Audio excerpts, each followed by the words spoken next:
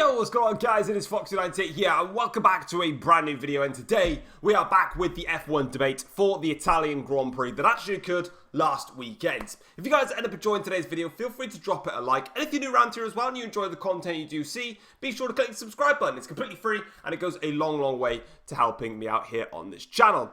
And as always with the F1 debate, this is obviously just me basically talking about my own personal opinions on the race weekend itself. If there's anything that you disagree with or just want to fancy just voicing out, then leave them in the comment section down below and obviously express your thoughts on it. As per usual, I have got my notes full of things that I actually need to talk about because obviously like I do, I'll just ramble on otherwise. And obviously the reason that this one is late is because I actually wasn't able, for the first time actually in like 5 years I think now, was probably the first time I wasn't able to watch it live because I had a family member's birthday party that was at 2 PM on the dot in the UK, that is. So it meant that I wasn't able to watch the Grand Prix. So, of course, whilst I watched the highlights, I obviously wanted to watch the full race just to kind of get a feel for how it all was. First things first, talking about the race itself. It was an okay race. It was nothing incredibly special, but it was nothing incredibly boring. It was mostly just sort of like a cat and mouse game of strategy, really, especially at the front of the field. Further back, there were some overtakes that was able to happen here and there, and then even with the front contenders, obviously there was like the battle with Norris and Verstappen, Piastri and Sainz, etc. But that was more so like a tyre offset type of battle. It wasn't really like a fair, competitive, straight fight. So while there was a lot of decisions about what strategies people could go on, it definitely didn't really throw up an all-time classic. But obviously at the end of the day, the result, especially if you're a Ferrari fan, and obviously all for the Italians as well, is elation and jubilation. So let's get straight into it then. First things first, I have titled McLaren Fuck It Up. Yeah, I have genuinely put that as part of my notes. How could... This team is so puzzling, right? The funny thing is McLaren are going to win the Constructors' Championship. I fully believe that, right? But how can a team win the Constructors' Championship when they constantly fuck it up all the time? I'm baffled by it. McLaren locked out a front row at Monza for this weekend, and they come away losing out on the Grand Prix. Like, I just don't get it. I can't understand how many race wins McLaren are throwing away. Genuinely, McLaren are actually making... You know when they say, my hair is messy. In fairness, I have just come out of the shower, in fairness, so, you know, that's probably why I haven't really done anything with it. But McLaren, right, I swear they're getting to a point now where they just want to make this championship chase a little more prolonged, because they've had the fastest cars since Miami. Probably post-Miami, I'd say the only track I would personally say that McLaren definitely didn't have the outright fastest car was at Austria. I genuinely actually felt like Red Bull had the quickest car, and obviously it just came to them, if that makes sense. And the Belgian Grand Prix, because I genuinely felt like Mercedes had the outright fastest car in Belgium. But apart from that, they've had the most all-rounded car since Miami, and they just keep messing up. And in closer championship battle, this is a close championship battle for the constructors. For the drivers, it's a little bit, you know, more far-fetched, but they just keep throwing away points that they don't need to be throwing away. First things first, let's talk about the overtake, because I know a lot of people have been debating about it on Twitter and Insta and everywhere else to their parents and so forth. Piastri's overtake on Lando Norris, and how people are referring back to the Hungarian Grand Prix when they were saying, you know, to Norris, you need this championship, blah, blah, blah. You're going to need Oscar and you're going to need a team, whatever. And then it turns out that Oscar comes in and overtakes him around the outside into the first chicane. Let's get two things straight here. First things first, McLaren did exactly what they had to at the start of the Grand Prix in the terms of papaya rules, which again is now even more cringe because it's just going to come up every single time.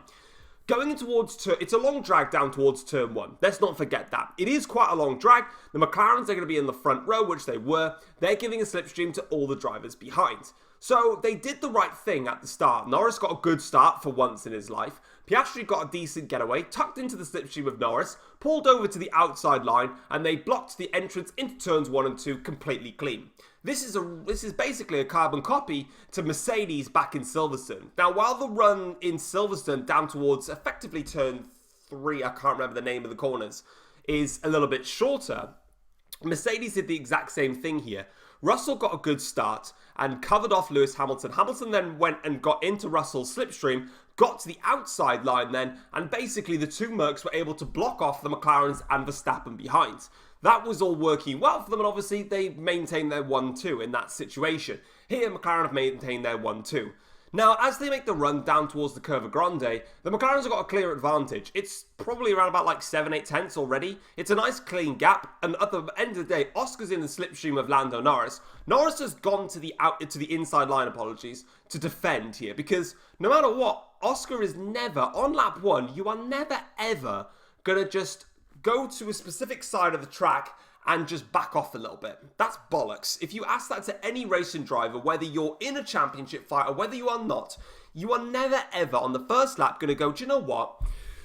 My teammate by there, he's a little bit in front of me in the championship at the moment, and there might be a potential that he can close up and win the championship later down the line. So what I'm going to do, I'm just going to not go for the gap. I'm just going to back off a little bit, and I'm just going to let my teammate go on through and lead the race.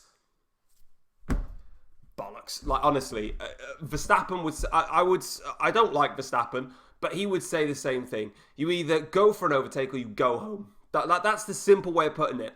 The thing is everybody that's complaining about this overtake are, A, brainwashed fans who literally... I don't even like to call them fans. They're just brainwashed and have no concept of anything else in motor racing.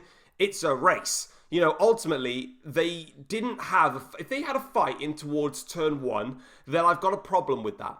Because ultimately, you just need to protect yourselves going towards turn 1. That's all you need to do. Because if they fought... If it was different. If they battled into turn 1 and then tried to let it carry on towards the Curva Grande and the second chicane, that's where there's going to be an issue, because then all of a sudden you'll have the Ferraris and I would say the Mercedes, but Russell obviously went off track. So the Ferraris will say, going over towards Curva Grande could easily then go to a different side of the track, make it 3 wide, and maybe get all the positions away from both the McLarens. So the way that they actually scrapped it out was in a safer place than before. And ultimately, when you get past that second chicane, whoever's out in front has control over the Grand Prix. And Piastri is not a driver that's just going to sit there and go, it is what it is. Norris defended to the inside line. Oscar went to the outside line. Oscar had bigger balls and went on the brakes later. More so as well because he was on the racing line, so there was probably a little bit less marbles out there. But still, regardless, he had the balls. He braked late. He went right to the outside of the track on that specific section of the chicane. Gave Norris a car's width and enough space. Yes, Norris lost the back end a little bit, but that was from Norris's own manoeuvre because Oscar didn't make contact with him. So that's Norris's own car control that's let him down. And then Oscar has gone on through. And obviously Lando Norris then loses out to Charles Leclerc and we move on from there. But that is a pure, clean, hard-fought, fair racing overtake. And if you don't like that, then stop watching racing. Because if you don't like it, you don't like an overtake. Just go watch Monaco. Just watch that. Because Monaco didn't have a single overtake. So just go and watch that Grand Prix and have fun with it. Because otherwise, do something else. Because I just hate it. I hate brainwashed stupid idiots on Twitter sometimes. They're annoying as hell. Obviously, Leclerc took the position. But where I'm talking about McLaren making a massive cock-up, the first stint, they actually got it right. They boxed Norris to get in front of Charles Leclerc. They had a 1-2. They will right McLaren to box one of their cars to a 2-stop. The thing is, right, so if you go onto F1 YouTube channel, they've got the Inside Story 20-minute video released, which is an insight into the team radio, much more in depth than a lot of things that we don't hear getting broadcast in the races, talking about the strategies between, each stint and obviously to the end of the race. I would showcase them, but obviously the last time I did that for the British Grand Prix, the F1 debate got taken down because I showed content from F1 on that one. So they blocked the video worldwide. Amazing. Anyway, about that. What they were saying is that even when Piastri and Norris were in front, both the team were literally telling them there is an opportunity that Ferrari will go to the end here. They're discussing this. Why didn't it not come into McLaren's head to go, hang on a minute, they're trying to go to the end possibly here. They're talking about it a lot. I know, we'll pit both of our drivers and go to a 2-stop because that'll work. Really? Really? Why? Why would you not cover off Ferrari on one of them? The logical thing to do would have been to use Piastri as your cover off on that one. Norris, if he goes through and overtakes the two Ferraris again, then he overtakes them. It is what it is. But you're in a 1-2 position, and don't get me wrong, the team in front, so McLaren in this instance, will always have a more difficult time in this situation than Ferrari. For Ferrari, they were in a situation where, regardless of what they did, they had nothing to lose. They're behind both McLaren, so by doing the one stop, they're giving themselves a chance to get to the end of the race and to win it. George Russell did it in Spa. Obviously, he was disqualified for being underweight. But still, George Russell did the one stop. He made it work. Charles Leclerc opted to do a one stop. I know Sainz did as well, but Sainz couldn't make it work. Charles Leclerc did. But even for Carlos Sainz, right, again, he's in fourth whilst all this racing is going on. He then decides to stay out. He's now in second place. If Sainz was in fourth and then just pitted a second time to go down into fourth again, he's just racing to confirm P4. By staying out, he's given himself that chance. With McLaren, they had two cars that were confidentially in front. I don't know what confidentially doesn't even make sense. But they had two cars in front of Ferrari, which means that if it was just Norris in the lead, for example, if it was just Oscar Piastri in the lead, and the other McLaren car wasn't there, I would understand why Ferrari would call the masterclass on this one, because McLaren would have to cover it either way. Now, I know they were saying that their tyres were starting to grain. The McLarens, especially Oscar, I think was saying the front left, and they weren't really sure if they were going to get to the end. But it was almost like McLaren didn't think that this strategy could happen, because Ferrari were talking about it even when they put the hards on. Like, literally, the following laps afterwards, they were talking about Plan C, Plan B, because I think in the end, Plan B was the hards, was the one stop for them. So why they didn't think about it and go, I know, Lando is in DRS range, Leclerc's in DRS range of Lando, that's not really a safe bet. But Piastri's 5 and a bit seconds, 6 seconds clear out front. I know, let's let Piastri, look after his car, and we'll pit Norris to then chase after the two Ferraris. And hey, if he beats Piastri, then he beats Piastri, I suppose, in that circumstance. But at least then, you're guaranteeing, or trying to, that the McLarens will stay in front of the Ferraris. Whereas McLaren just literally went, all right, we'll pit both of you and then go again. If they were going to do it, just do one and not the other, because you're losing track position to both. And ultimately, they sacrificed track position to Charles Leclerc and couldn't gain it back. And it's just another cock-up from McLaren,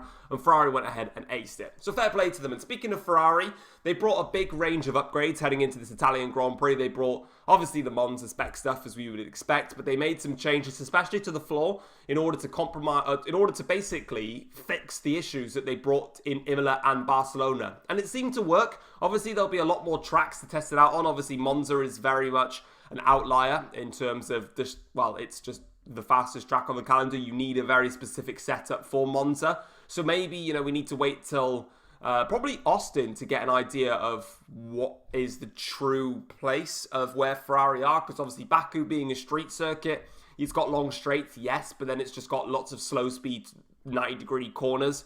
And then Singapore is just a bumpy street track. So you don't really get a lot from that. So maybe Austin, in terms of a generic track, will give them a better understanding. But ultimately, they were quick.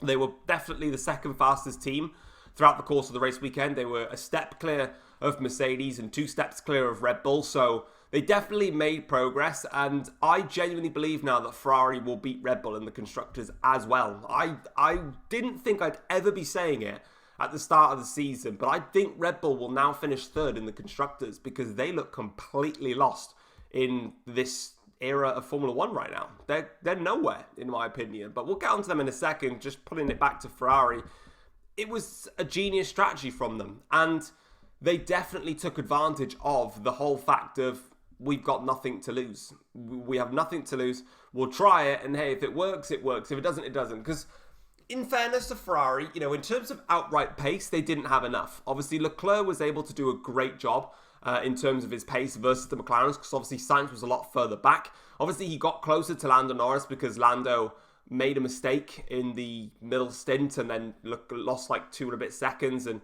Leclerc closed back up to him. And that's the only thing that I'll say.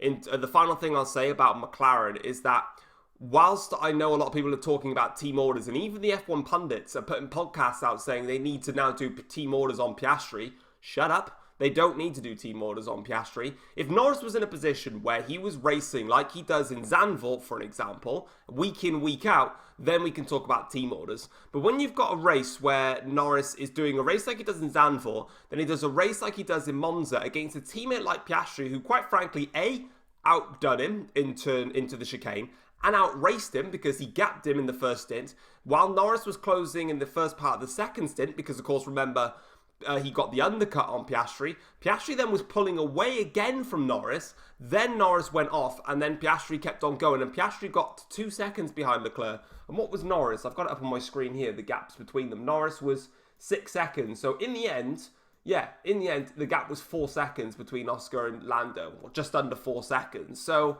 realistically, again, he was outraced. So doesn't make a difference, to be honest. It's what it is. Oscar was just better. So do I believe that there needs to be team orders? No, not at all. Not in my opinion. But moving things on, going back now to Red Bull. Wow, I was genuinely stunned by Red Bull's race pace this weekend, just performance this weekend. They've definitely got a fundamental car issue. There's a lot of correlations that's clearly not working. The RB20 is just not a good car anymore. I didn't think I'd be saying that after we started, but I think it all comes back to the start of the year. Red Bull had the fastest car, obviously, from 2019, and they evolved... the RB19, and they evolved the RB20. And what I was saying, I'm pretty sure I said it in an F1 debate video at the start of the season, is I was hoping, and I didn't want to say I was right, but I was hoping that all the other teams made... so Mercedes, Ferrari, and McLaren all made big concept changes. They had to take 2 steps back, which left Red Bull clear out front. Take a step back to let Red Bull stay clear out front, to then take multiple steps forwards. And that's definitely what's happened, because while Red Bull were unbeatable, basically, in 2023, there was obviously the cars were closing in, and the expectation for 2024 was that we'd have a close fight from the outset. We didn't have that, but it was almost as if, in order for that to happen, concept changes had to happen. And don't get me wrong, the only team that really didn't need to make a massive conceptual change was McLaren. Obviously, Ferrari had to, because the sort of the chassis on the side pods in particular was very much built around their sort of bathtub side pod that they made in 2022 and carried that over to 2023. And of course, Mercedes in 2023, whilst they were getting close to, getting some podiums towards the end of the season and beating Ferrari, they obviously had a zero pod concept, which then they put side pods on, but again, because the crash structure was from the zero pod, they couldn't change that without changing the chassis and the monocoque, and that had to be done this year, which we're doing now. So, of course, they all had to take steps back, and now that the steps forward have now jumped in front of Red Bull. But I genuinely didn't think that Red Bull would be as convincingly beaten as they were this weekend. What was it? Verstappen did a 2-stop, the same as the McLarens, and he finished, Max Verstappen, 35 seconds behind Oscar Piastri on genuine race pace. They both did a 2-stop. Granted, Verstappen did hard, medium, whereas Oscar did medium, hard, but it's still a straight 2-stop race. And to finish 35 seconds behind, even Verstappen finished 15 seconds behind Hamilton. Now, I know there's a little bit of a difference in there because Verstappen had a very poor pit stop in first stop, I think it was, where he lost like 6 seconds it was a 6-second pit stop. So, granted, there's a little bit in that, but just genuine pace, there was nothing between them. And even Russell finished 2 seconds behind Max Verstappen in the end. So, there was a lot to close between that. So, Red Bull, for me, in Monza, I mean, the thing with Red Bull is I thought it would be one of their tracks because the one thing that they've got is superior aero efficiency. So, I mean, they had a very... to be honest, it was weird. I quite liked their rear wing in Monza. It was weird because it had it was a double curve. It was just basically... It was just a set of waves. It's like when you draw a picture of waves in the sea. It was one of those weird wings. But I felt like Red Bull would have been able to have carried more downforce to then allow them to be quicker in the corners, but keep that pace in the straights because of their aero efficiency. But it didn't work. I know their first qualifying run wasn't clean, and I know on the second qualifying run, Perez made a mistake and probably got a little bit too close to Verstappen in the turbulent air going through Ascari. But in that final sector, I saw the gap like it was, who was it, Lando or Oscar? Sorry, Lando's pole time. Max was like 1 and a bit tenths down going through the middle sector, and then he's 6 tenths off. And that's a massive gap, especially at Monza, where there's not that many corners either, especially when it's all high speed as well. I was stunned by it. I really was. And Red Bull were clear behind Ferrari this weekend. They were clearly behind McLaren, and they were clearly behind Mercedes.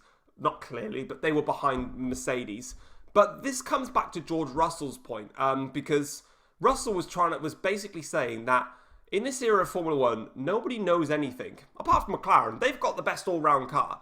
But Ferrari pre-Zandvoort were nowhere. They had no idea what was going wrong. They were bouncing. In Silverstone, for example, they were getting out-qualified by the Hasses. They lost so much pace and performance. And then come Zandvoort, they were quicker than people had expected.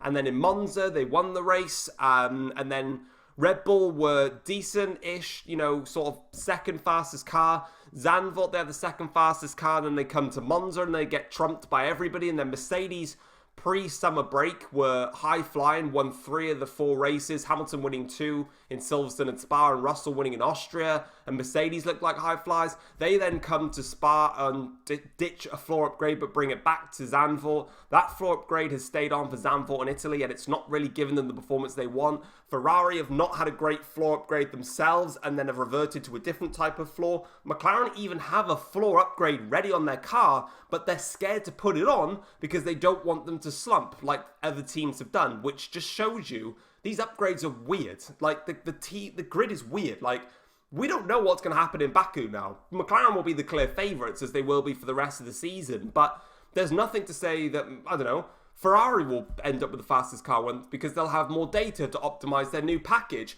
Maybe Mercedes will go into Baku and completely ditch the new floor that they've been running, go back to the old floor and just do some more tweaks to the car to better suit it. It's puzzling. I don't quite understand how everything's so fluctuated, But, that's how it goes at the end of the day. It's fluctuated, it's weird, and that's, I guess, why we like Formula 1. But also because we're going to have a championship fight. Obviously, I mentioned in terms of Red Bull getting lost. Mercedes slipping back, obviously, I kind of briefly talked on that. Obviously, Hamilton had a decent race. Fuming that he didn't get pole position. Absolutely fuming. Because he lost about a tenth and a bit in the first chicane, and then lost another tenth in the final sector, which would have been enough to get pole. But as he was kind of saying, they didn't really have the race pace for it. And it's almost like teams are realizing that the way that these cars are working is more so because of how they can get the best out of the tyres. And ultimately, if you can't, then you're not going to be quick enough. And obviously, it lost them out. Since Mercedes brought the new floor, it's not really done a massive amount for them. They say it's generating the downforce, but it's not generating the balance. Maybe the little break that they've got now, the 1 week section before Baku and Singapore doubleheader, will give them an opportunity to sort of analyse the floor and just see if they found anything that could potentially help them. Of course, it's difficult when you've got back-to-back races to really do a lot of analysis. At least now they'll have like a couple of days in the factory all together, because obviously they'll have bits coming in and then bits flying out straight away. They can just have 2 or 3 days to just sit down, go through everything and go, we see something here, or we see something there. It might be the case, or it might be a case that Mercedes genuinely just now has a problem that they need to fix, probably in Austin. I would have thought that's probably when teams will bring probably their final major upgrades of the season before leaving it till 2025. Alpine, now while they had a decent race, I know I'm turning this way a lot because I'm looking at my other monitor to find out where things are. They finished P14 and 15, which was all right, considering Monza was going to be their weakest track on the calendar. Of course, Alpine and their engine, their Renault engine, is already down on horsepower compared to the rest of the teams. Of course, with the engine freeze, they've not been able to catch up, and I do find that quite unfair that Alpine... Well, I say unfair. It's just because the other 3 engines are so evenly matched, Ferrari, Honda, and Mercedes. To see then Renault not even have a chance to catch up. And I know they were trying to say before, well, give them, don't freeze the engines for Renault so they can catch up. But then if they find something that sends them, 5 horsepower above everybody else, then everyone else is going to get pissed. So it is what it is. But finishing P14 and 15 is okay. The biggest problem for them was obviously the Alpine protest. There was the factory in France for the engines. Obviously, there's still the debate about whether Alpine will be running with Renault engines for 2026, or as they want to, become a customer team to Mercedes for 2026 onwards. I personally think it's a complete farce. Me and my dad talk about this. My dad's a lot more stronger in terms of his opinion on it. Alpine should just sell the team. They're a waste of space, and they're just a joke at this point. Like, ultimately, you know, if you don't trust your own brand, your own team, your own workers, then what's the point? You know, I just don't get it. Like, I completely stand by Alpine and their engine department for what they do. Ultimately, why should they be working when they don't even know if they're going to have a job? Because they'll just close the factory down. So I get it. For me, if you're Alpine and you genuinely want to, you know, progress forwards, stick with your brand. Like, this is an opportunity that, you know, the engine freeze is going to disappear in 2026. This is your chance to do something. And all you're doing by forming these protests, by forming these uncertainties, is putting yourself in a situation where you're going to be multiple steps back because there's not going to be 100% workforce going into your program because you don't even know what you're doing with it. So I would have just taken like somebody else to go in there, like Andretti. Just put them in Formula One. At least they care, unlike Alpine, who just seem to be doing it for the money side of things. Haas and Williams, they did a good job actually. It was P10 for Kevin Magnussen and P9 for Alex Albon. And shout out to Franco Colapinto, who finished P12 in the end. He was about not 20 seconds, he was roughly about 12, 13 seconds behind Albon, which is a decent return, considering he started a little bit lower down than where Albon did. But obviously, credit to Williams for getting those points. Magnussen did finish P9, but then finished P10, thanks to the 10-second penalty for the crash with Gasly, which does mean that he does obviously get that race ban for Azerbaijan. There's been a lot of debate about that, and putting mine in there, I do think that the penalty point system is fair. I agree with it. I know a lot of it's a bit silly because the way that he's now got his race ban by locking up, bumping into Gasly, Gasly goes off the track, stays in front, Magnussen stays behind. It's a little bit silly that gives him the race. That's what made him take the race ban. But ultimately, you know, if you stack it up, you know, he's made so many different issues which has led to this. I think the only thing that I'm not really a fan of is the fact that you basically get a double jeopardy of penalties. Like that instance for Magnussen was a 10-second time penalty and 2 penalty points on his license. I would rather it be a case of like, right, that incident, Magnussen crashed into Gasly. Gasly suffered no damage. Magnussen suffered no damage. They didn't swap positions, and it didn't cost them a massive amount of race time. So we don't need to penalise them in terms of time penalty points. But what we will say is because you did crash into Gasly and you came in there out of control, whilst the overall race wasn't affected by the two of you, that is going to be 2 penalty points on your licence. No time. And I feel like it should be that way. Whereas say if he went into that move and, I don't know, punctured Gasly's left rear, then like a severe 10-second time penalty would make sense. You know, to affect his race as well, if you know what I'm saying. But because it didn't affect anybody's races, I feel like what's the point in a 10-second time penalty and then penalty points on it? It's a bit weird. I just feel like the two punishments should be separate. Like, you know, if he's caught, I don't know, leaving the track and gaining an advantage, then penalise him in the race for gaining a race at long-lasting advantage. Why do you need to give him like 3 penalty points then for cutting the corner and gaining an advantage? I don't quite get it. I'd rather you just be more harsh in the race because it's a racing problem. Whereas, I don't know, something like speeding in the pit lane, for example, or, you know, crashing into a driver, but it doesn't result in this. Or maybe if it is a serious crash, like he locks up, goes into the back of somebody and it causes like a big, you know, like the Monaco incident, for example. I know it wasn't anybody's fault, but like say he takes himself and another driver, Miami, boom, I knew there was one, Monaco and Miami. So when he takes out himself and Sargent, or in Monaco where he, you know, wipes out himself and also Perez and stuff, then I would understand a harsh penalty which results in penalty points because you can't affect them in the race. You could affect them next race with a grid drop, but you could also give them a penalty point system punishment. Then they go, well, that was a serious crash. You retired from the race. 2 other drivers retired from the race. That's a big 5 points there because you caused a severe crash. I think it'd be better that way. I don't know. Let me know what you think about the penalty point system because I kind of find it quite weird myself. Sauber, I just put them as useless. Bottas finished 16th, did kind of what he could. Zhou finished in 18th, that's about it. Same with Aston Martin, I put them sort of in a really poor place. Alonso finished in P11, behind Williams and Haas, which is worrying. And Stroll finished down in 19th. Don't really know what happened to Stroll, to be honest. I didn't really pay attention to him that much, but that was poor.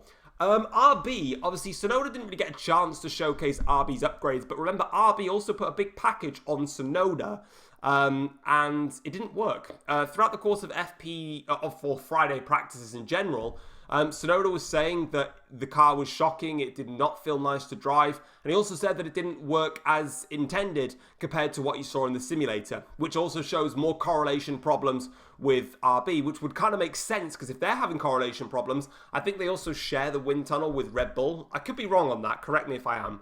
That would kind of make sense as to why there's correlation issues going on that way. Ricciardo's set to get the package in Baku, but obviously Ricciardo finished in P13 behind Franco Colapinto. But it's a bit worrying when you bring an upgrade package and it doesn't work. And it's the same as what they did in the the race in Spain.